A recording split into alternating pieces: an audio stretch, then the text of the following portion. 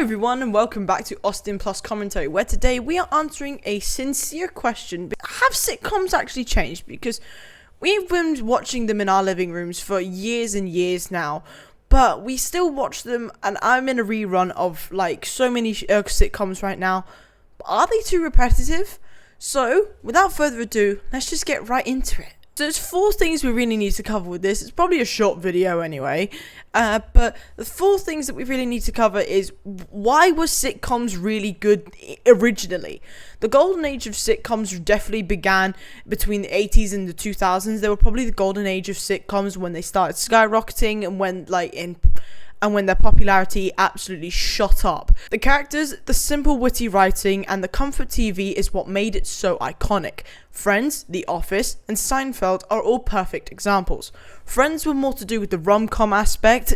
Definitely, I think, is what sold the whole idea of comedy and romantics. Friends, it's comedy with a romantic side. Everything is relatable. Same with The Office. It's workplace comedy, which is also a relatable aspect. However, Seinfeld was very different because it turned the idea of nothing into an art. Now, I know I slandered it in the last video with the overrated shows. Be sure to go check that video out. However, the idea of nothing is probably a really good thing. Now, Friends started off in that way until it actually gained a tiny bit of momentum. Now, believe it or not, sitcoms do have a tiny formula, and I do imagine I'm not the only one to come to this conclusion, but this formula is still used now. There are predictable character types, the sarcastic one, the awkward and lovable one. Now, sarcastic characters is my type. Chandler is by far my favorite character in all of that. Now, Brooklyn Nine-Nine is very weird because all of them have got a fairly sarcastic and dry sense of humor. I love it. However, they also tend to rehash well-received jokes. Now, that's good to an extent. However, Brooklyn Nine-Nine did it really well because they went back every once a season and it reminded you of nostalgia and everything, and I think that was done to a T, I would say. They also used familiar settings, so for the likes of Friends, it was actually filmed in New York in a coffee shop where most people have their conversations. In The Office, it was filmed in a workplace, in a paper company or something, in a workplace where most people work. With Seinfeld, it just took place of where he lives, and it was the idea of nothing, so familiar settings like offices, apartments, schools, making them all very relatable. Now, this has changed ever so slightly with shows like The Big Bang Theory. Still really take like familiar settings such as an apartment, as I said. Brooklyn Nine-Nine, it can be a bit different because you are mainly in the office, but you're also in different parts of New York. And then you've got Young Sheldon, which mostly takes place when they're in the school or in the house.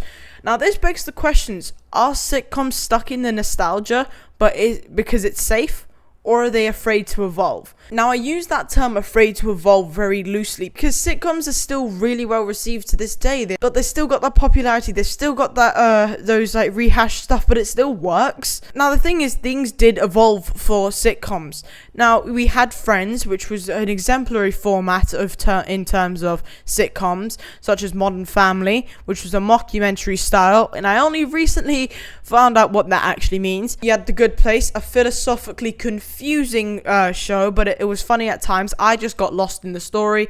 I didn't know what was going on, and I just sat through it.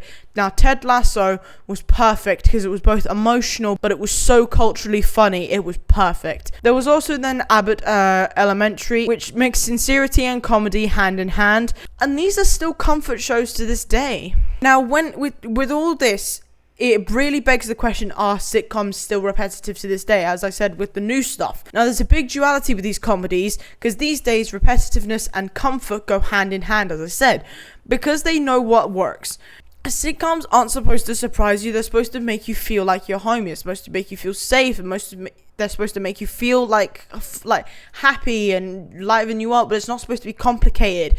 And I think that's why sitcoms do so much better on the likes of Netflix or Disney Plus or anything really, rather than your typical drama. Personally, sitcoms might be repetitive, but that maybe is why they've lasted so long. Now, what's your favorite sitcom, and what do you think holds it up to this day?